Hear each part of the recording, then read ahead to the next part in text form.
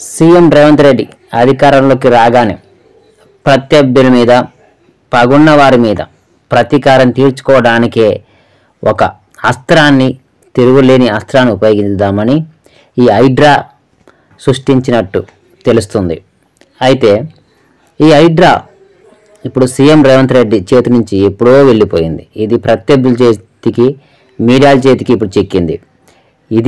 ఈ ఆయుధం మళ్ళీ తిరిగి రేవంత్ రెడ్డి పదవికే ముప్పు తెచ్చే విధంగా ఉంది.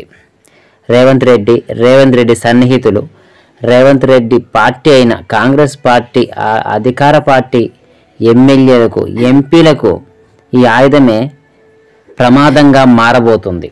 ఇప్పుడు రేవంత్ రెడ్డి విడిచిపెట్టిన బాణం ఈ హైడ్రా. కానీ ఇప్పుడు ఇది రేవంత్ రెడ్డి హస్తగతంగా లేదు, మీడియా, ప్రతిపక్షాల చేతిలో ఇప్పుడు ఉంది. ఇప్పుడు రేవంత్ రెడ్డి విడిచిపెట్టిన ఈ హైడ్రా తన సోదరుడి ఇంటి వరకు వచ్చింది.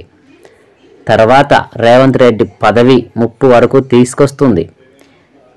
ఉపయోగించేటప్పుడే ఆయుధము తన చేతిలోనే చివరి దాకా ఉండాలి.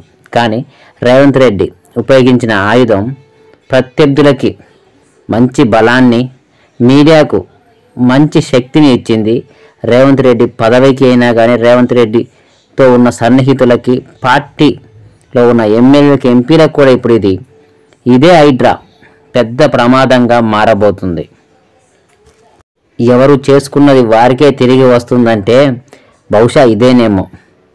ఎవరినో నాశనం చేయాలని, ఎవరినో ఇబ్బంది పెట్టాలని, ఎవరి మీదనో పగ తీర్చుకోవాలని ఈ హైడ్రాను ఉపయోగిస్తే ఈ హైడ్రా చివరికి తన సోదరుడి దగ్గరికి, తన పార్టీ నాయకుల దగ్గరికి, చివరికి తన పదవి ముప్పు దగ్గరికి వచ్చింది.